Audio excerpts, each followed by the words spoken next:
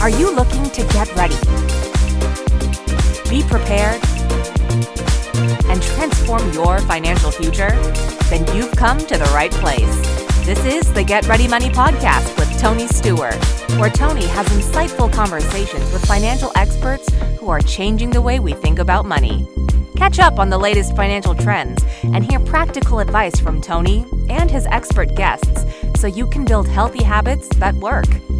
Be empowered with tips for implementing small changes that can have a big impact on your financial future. So sit back and get ready to hear from today's guest. Welcome to the Get Ready Money podcast, changing the way we think about money. I'm your host, Tony Stewart. Today's guest is Tim Jai Baker, founder of Luminous Wealth and author of The Awakened Investor. We'll be talking about how self-awareness and personal agency can reshape our relationship with money. Tim, welcome to the show. Great to have you here today. Tony, great to see you. Look forward to our conversation today. Yeah, me too. Tell us a little bit about yourself. What is your origin story and how did it lead you to focus on a more conscious approach to money? I guess we can go back to February 1981. That's when I started my wealth career. I was with Prudential Insurance Company in Columbia, South Carolina. And after that year, I was a rookie agent of the year, and I hated my job. But it was a very valuable year, a very valuable experience with the insurance industry. I mean, at that time, we had 10% unemployment, 10% inflation rates.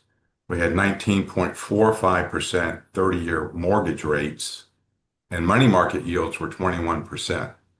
So the insurance industry was developing a lot of new products around the economic conditions of the marketplace. And that's when universal life contracts were developed. They were able to pay 14% interest on the cash value of those life insurance policies. Other people wanted to be able to invest in the stock markets. So they created variable life insurance back then. People can invest their money in stocks and bonds globally in their life insurance policies. So it was a super valuable period, and I've been able to carry that work and that understanding of how the insurance watch was made my whole career. Then I spent 7 years with a financial planning firm. That was when financial planning was in its infancy, and this was back in the mid to late 80s. And back then, even though we had, top marginal rates of 50%, the financial planning tools would help you rearrange your investment so that you could literally zero out your taxes owed to Uncle Sam with having those strategies in place. So it was really an interesting period of time. And then I spent 7 years with a Wall Street firm based out of Baltimore, Legg Mason Wood Walker, before spending another year and a half with Prudential Securities. And after that experience with Prudential Securities and seeing how the Wall Street watch was made, I decided to embark and become an independent. I felt like I had enough knowledge and enough work and experience, and I certainly wanted to do things a different way than what I experienced in the brokerage industry. And so I established an independent registered investment advisory firm in North Carolina. And I would use my client meetings as my laboratory, the feedback loop of receiving information to know what else I needed to provide them to enhance this human experience that we're all on. And so at first I promoted as a multi-generational financial planning firm with just me and an assistant. But then through time, I added a CPA on staff. And as I kept growing organically, I hired another CPA on staff. Then I hired an attorney. And I brought in a real estate advisor who only charged flat fee of $500 to do all the insurance work with our clients. Then I brought in another advisor. And before I sold it, I brought in an Ayurvedic practitioner for mind, body, spirit work. But I sold it in February of 2021, a little more than 4.5 years ago now. And I took a 2-year sabbatical. I spent that time and finished it writing a book called The Awakened Investor. And along the way, I wound up developing and creating the work that I'm doing now with Luminous Wealth. So what I've done with Luminous Wealth is I've combined that 39-year um, evidence-based wealth management that I had developed, and I've combined it with the Blue Zone research. Um, that's the research of cultures around the world that have longevity and the highest quality of lives along the way. And what I had recognized in my first career was that my wealthiest client was my most stressed out client. And I wanted to be able to heal that this time around.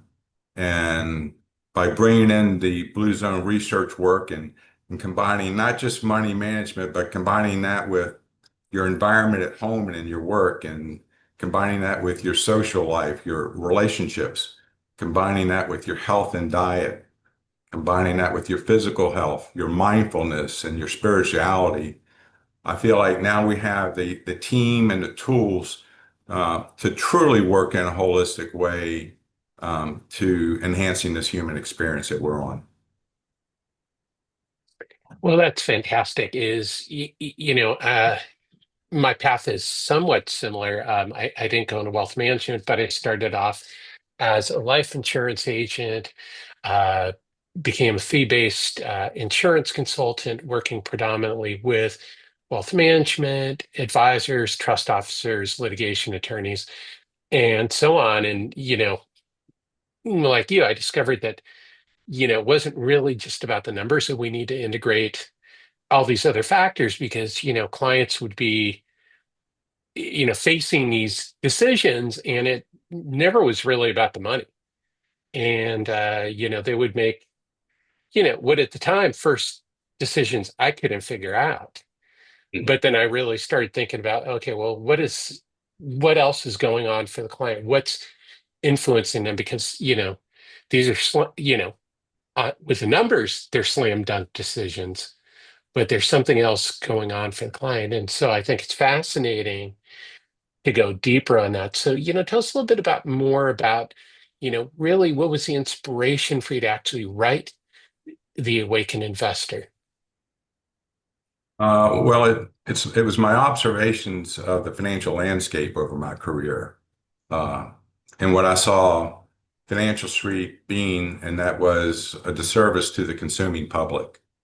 My clients were somewhere else before they came and arrived at my doorstep to work with them in their wealth affairs.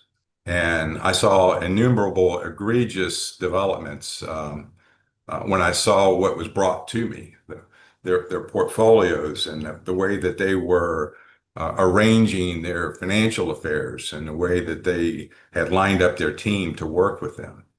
And so I wanted to support the consumers awakening to who Financial Street is, and to who they were as with this human experience that we're having.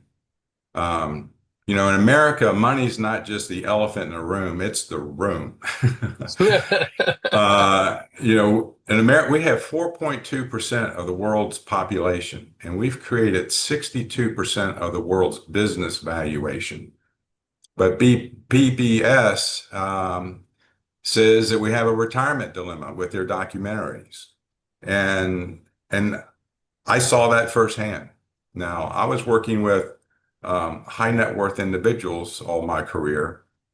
And on one occasion, I went to a radiology clinic that I was working with. And this particular day, I had a luncheon with their 14 executives. Now, these people were making $60,000 to $275,000 a year, each one of them. And they were one half of a family household. All of them had partners. And somewhere along the way, we were sitting at one long table. I heard somebody say something negative about money, and I called time out. I said, we're going to stop eating for a moment here. And I took them through this process where I had them get into some deep breathing. We sat silent for a moment with some meditation. And after I had them close their eyes, and I said to them, I'm going to say a word to you. And when I say it, I want you to sensate in your body what you're feeling. and whether you have a neutral or positive or negative sensation when you're hearing this word. And I said, and when I say it, just keep your eyes closed because I'm going to ask a little survey here. So they did. They took 3 deep breaths, and I said the word money. And then I just let that hang in the air for a little while. I said, so before you open your eyes, how many here, by raise of hands, had a negative sensation in their body about money? Tony, how many people do you think had a negative feeling? 11? All 14. Oh, I'm sorry. I thought there were 12. All 14 had a negative sensation. And this is a pretty good economic swath of American income, making 60 to 275, and you're one half of the family household. So, I mean, it's just like if you're not feeling well about your partner, if you're having a negative sensation about your partner, you're just an accident looking for a place to happen. And that's one of the reasons why we struggle with money in our country. One is the muddied financial landscape that's being presented to us. Um, it's being presented to us by an industry that lacks integrity and morality, that is fraught with conflicts of interest because 9 out of 10 financial people that the public comes in contact with can earn a commission on a transaction that they make with them. And so that's where the conflict of interest comes in. And at the same time, the industry knows how to get you to move your money around. They know how to affect the amygdala, your fear gland. And money in motion is profits to Financial Street. Now, they don't mind if uh, if you make money, but they're going to make theirs first. And then the brokers are second in line. And then the consumer winds up being third in line in that equation. And so I just wanted to clarify and let people see Wall Street, Bank Street, Insurance Street for what it is. And then I wanted to talk about capitalism because most people look at these financial streets as capitalism. They're not capitalism. They're middlemen to capitalism. Capitalism has raised all of humanity up by its bootstraps. It's done wonders for the human condition. And so, and then finally, what I wanted to do is help people see and unveil who they are because most people today are feeling separate from everyone else. They feel like they're this skin encapsulated bag of bones with 5 dulled down senses. And we feel like we've got to grab that last pie of the economic, that last slice of the economic pie before somebody else gets it. And the conscious person says, go ahead and take that slice. I'm just going to make another pie.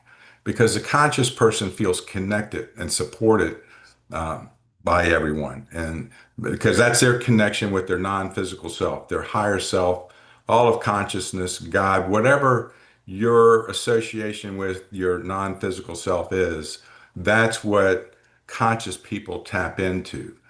Um, and so and then finally, I wanted to show the solution to replacing Wall Street, Bank Street, Insurance Street, who are commission-based people mainly, and that's by having a multidisciplinary team of advisors that's following the family's mission statement, that's acting as the family's fiduciaries. And, you know, on this team would be your wealth advisor, investment advisor, insurance advisor, not salesman, your real estate advisor, your attorney, CPA, financial planner, and in our case, we even bring in the psychiatrist, spiritual advisor. And it's with this team that's acting in your interests and working with you in a fee-only basis, not a fee-based relationship, but a fee-only relationship. So now everyone's aligned, they're philosophically aligned and in that relationship and trying to assist people with this human experience we're having. Yeah, I love that your team advisors should be philosophically aligned. And it was thinking, I'm thinking about my practice and, working in a fee only role. with advisors. I spent a lot of my time just undoing what other insurance agents had done. I almost spent more time doing that than, helping with, setting up new life insurance because oftentimes, these were high net worth individuals. So they'd have three or four policies that they picked up along the way. They had no idea what they were, what to do with them. And, so there was a lot of restructuring or just getting rid of the policies and it hadn't been looked at holistically.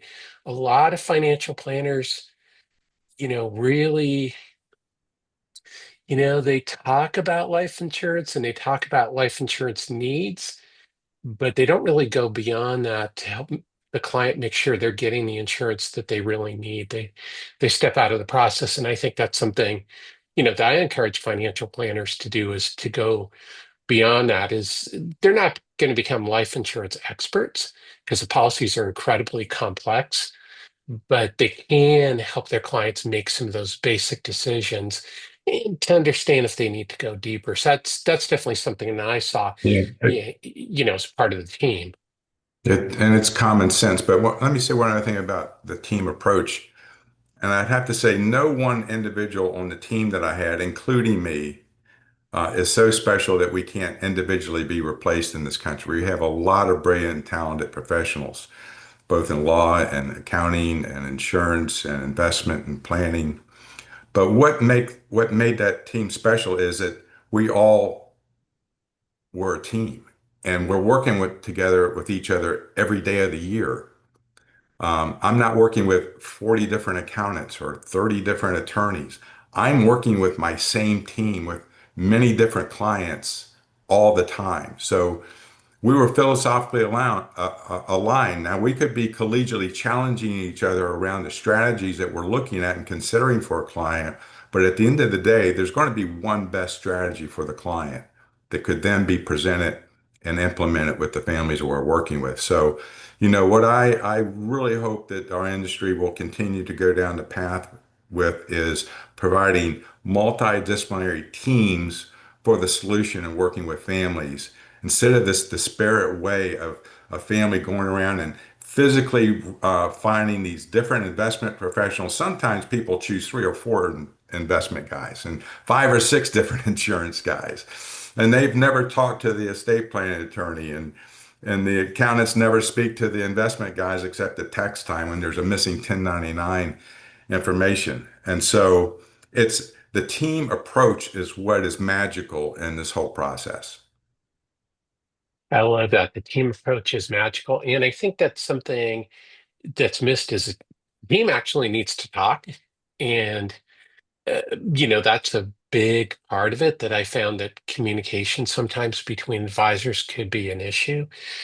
Um, yeah, there's a lot that we could talk about. I did a whole episode just called Your Financial Dream Team, choosing your financial dream team and how to go about evaluating that and putting it together because, for a consumer, it's very difficult. And, there are some financial planning firms that have, like you mentioned, have an estate planning attorney either on staff or that they regularly work with, or an insurance person or an accountant. But it's important to find these people and have them work together. So, let's talk a little bit more about, the awakened investor. One of the things that you write about is that self-discovery. So why is self-discovery and personal agency at the heart of our financial journey? And what do you mean by that? Well, it's the foundation for our 120 plus year long life that we're all wanting to have. The financial industry wants a financial service rep to ask a client 10 risk tolerance questions to know the client. Oh my God, it's so grossly inadequate. And the questions that are being asked to begin with. But also, the client doesn't even know themselves. And so we go on a journey with the client to support them to know thyself, because to know thyself is to know all of reality. Reality is what's permanent. Reality is what's eternal. Reality is what your non-physical body is. Once you've tapped into that, now you've tapped into infinite intelligence. The second aspect of knowing thyself is the fact that we've all been programmed. Whether you believe in reincarnation or not, it doesn't matter. But you do know that when we came into mom's womb, we came in with our family lineage DNA. I mean, we look like a lot of our ancestors talk and have some of the same behavioral patterns. Now we're in mom's womb for 9 months, taking on her chemistry, her emotions. Um, and then when we're born, we spend the first 7 years of our life with our mind in a theta frequency. Our minds are sponges to our environment, and they can't say no to the environment. And so, what we wind up having happen through age 7 is our minds have become the garbage bin of everybody else's desires and limitations, and with our environmental experiences. And then most of us live the rest of our life with that programming. And I call that a life that's been fated to us, one that we haven't chosen. What usually might happen, though, is we'll have a pain event and we'll pause in our life to find out what the cause of this pain event is. Where is this repeating pattern coming from? And it can wake us up to a more authentic self of who we are. Now we can start to reprogram our corrupted programming, and we can start to make choices from our authentic light. And now we're going to start making those choices. And I call that living a life of destiny, one that you've now chosen. But at age 7, our minds evolve into a beta frequency. This is what you and I are doing right now. We're in beta. We're in conscious mode. I can say something and you go, no, that's not true, or make judgments around this. But before we're 7, we're just innocent little people absorbing our environment, and we're saying to it, it's all true, and we can't question it. And so, what we do with people is I take them through a human archetype assessment. And this is based on Carl Jung's work of personas, broad personas of who we all are. And then we drill it into a unique thumbprint of who each person is. And this helps people see not only their strengths, but also their blind spot, their biases. What makes because those biases usually aren't serving us.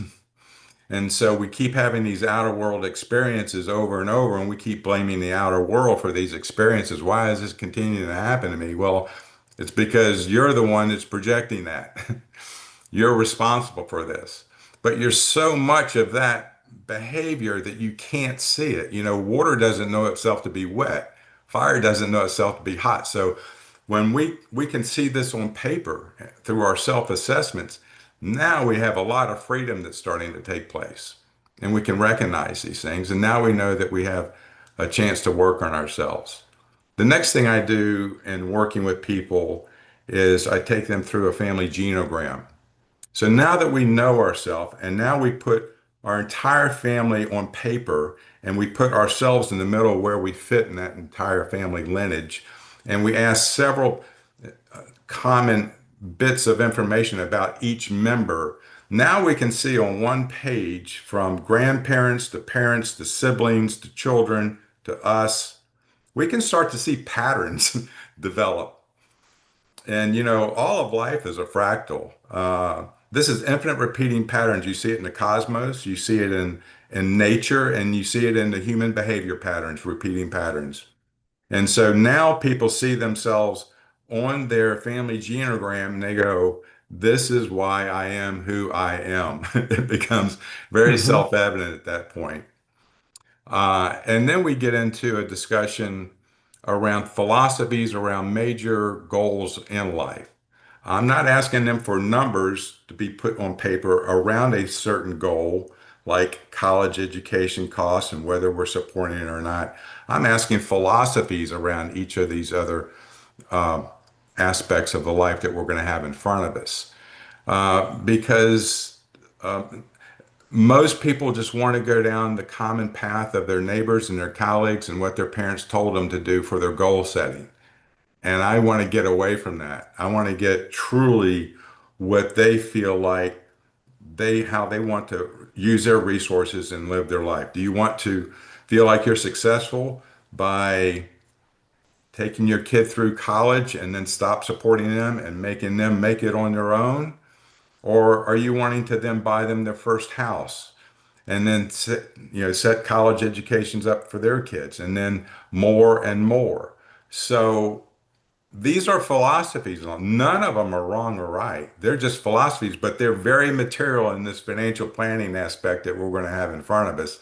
And we need to know upfront um, where all the closets are. What's in the closets, and so that's why we do it this way. And then we get into the goal setting, the financial numbers. But now we can start to reveal the authentic selves that we're working with these people to be, and they're choosing their journey and not following some programming. Well, that's great. I think that's so important is, yeah, I'm with you. I can't sum it up as eloquently as you can, but I think, that knowing yourself allows you to understand where you want to go, and choosing your own journey based upon who you are is really important. And I think sometimes that's why clients don't realize that they're making certain decisions, because there's all these other things going into it that, until you go deep. And like you said, it's not really about the numbers. It's about everything else. And and you look at a lot of people, and that's the questions that they ask is, am I going to be comfortable in retirement? I want to have a comfortable retirement. I want to take care of my kids. They're not saying, well, I want to make sure I have a diversified portfolio and that's tax optimized for my retirement. That's not really the concern. They're all like, I don't want to outlive my money. That's what the concern is. And, at the Absolutely. same time, I want to take care of maybe some charities. So, Jai, to wrap up, there's what I call the Get Ready Hot Take Trio. And these are three quick questions to help people change the way they think about money. And the first one is, what money myth are you trying to break?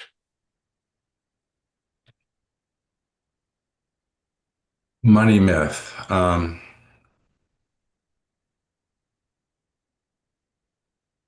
Well, one of them is um,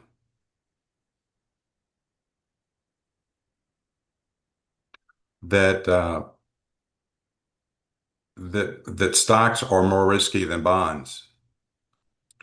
Over the last 100 years, um, when you look at the returns on bonds and 5-year rolling time frames, and then you calculate their standard deviation or their fluctuations around the average return in those 5-year periods, clearly stocks are more volatile than bonds.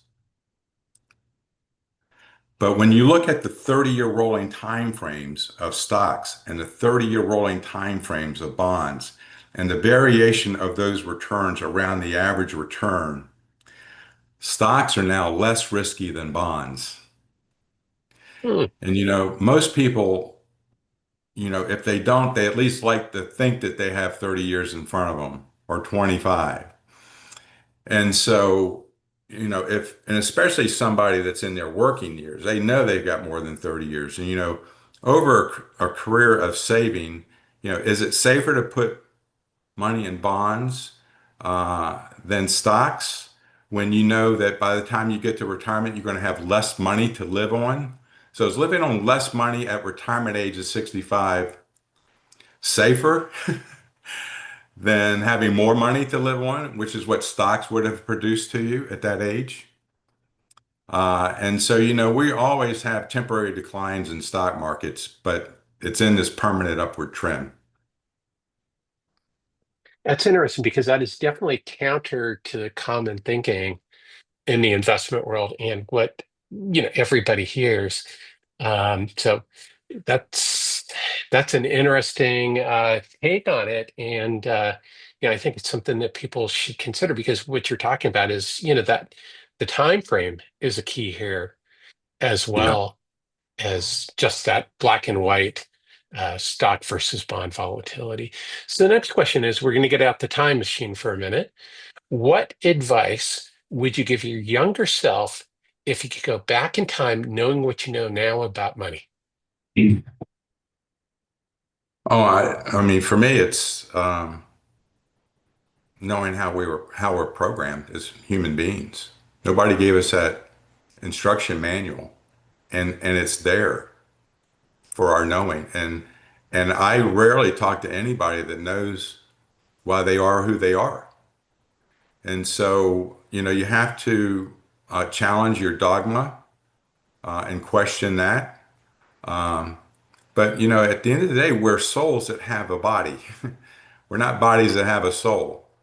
And souls love and support one another. So, we need to heal and eliminate that corrupted programming. And our human potential is unimaginable when you do that. And so I see that happening now in the retreats that I go to and the awakening that people are having across the country and around the world. And this light's coming fast, and people don't see it because they don't see these crowds in churches. But these crowds are gathering together. There are 3,000 at a retreat and 7,000 at a retreat and 37,000 at a retreat. And this is taking place, and they're in uncommon places because now, to hold 37,000 people, you can't do that in a church anyway.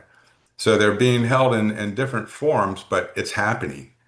And I really have a lot of hope and excitement about where we're all going now. Well, fantastic. So the last question is, what is your number one tip for changing the way we think about money? Respect it, honor it, have plans in place for the growth of it and to serve you. But don't think about it. Build your self-worth statement and your net worth statement will follow. I say focused on who you are being and what you are doing, and the having will fall into place. So I would say invest in you. Find your authentic passion, your talents, your expressions, and service to the world. It'll take time for a lot of people. It may take unlearning old dogma and finding your own truth. It may take more education. You may feel like you're backing up in life for a while you're going through this process, but you are forging the best version of you. And so just focus on that. Um, build a large investment account of inner securities, and the outer securities will follow. Money is just a tool that supports our freedom, freedom to be authentic on this journey. So I'd say love yourself, and money will be attracted to you. I love it. But, well, there's so much there, but, I mean, build your self-worth statement, because I think that is so important, is that people don't feel like they can do it, that money is not them, or that they're not, they're starting from a place, with less privilege, and, they're starting from a tougher place. So I think that is so important, is, that you have to build that self-worth. But I want to walk back just before we wrap up, is about what you were talking about with the retreats. Could you just share for a minute, maybe like a resource on the retreats? Just if people want to find out more about that movement. Sure. Well, there's some websites that I list in my resources section on luminouswealth.com. But I mean, Okay. just a couple of people to look up that it's easy to find. People like Dr. Deepak Chopra, Dr. Joe Dispenza is doing amazing work around the world. And so Dr. Alberto Violdo, he's very indigenous in his teachings and what he does, but it's just unbelievable the work that he and the role he's playing in the world. So these are just a couple of the people that I've tapped into and have spent a lot of time with through the years. Fantastic. So for everybody watching and listening, there will be a link then to Jai's website and everything else. But just real quickly, where can people learn more about you? Do you hang out anywhere online? And where can they pick up a copy of The Awakened Investor? The Awakened Investor is on Amazon and it's in all four formats: audio, softcover, ebook, hardcover. Um, my website's luminouswealth.com. They can email me at Jai, at luminouswealth.com. Our number is 561-919-4808. And you can catch me on Sunday mornings at sunrise doing a walking meditation at Juneau Pier, following Dr. Joe Dispenza's guided meditations. Fantastic, fantastic. So thanks, Tim, Jai, for coming on the Get Ready Money podcast today. I really enjoyed it, Tony. You're a great person with incredible integrity and morality, and I see your light. I appreciate you. Well, and Sam, I appreciate you and I appreciate your sharing your insights and I appreciate that you're making this difference because I think we share that the industry needs to evolve to a different level to truly help people. Mhm. So I love connecting with people like you, and I hope for everybody watching and listening that this was an enlightening episode for you. And as always, thank you for listening. And if you did pick up something today to change the way you think about money, please be sure to subscribe and to share this episode with a friend. You can also join the Get Ready movement at tonystewart.com, where you can pick up a number of resources and chat with the Ask Tony AI to learn more about your personal money. Until next time, let's change the way we think about money.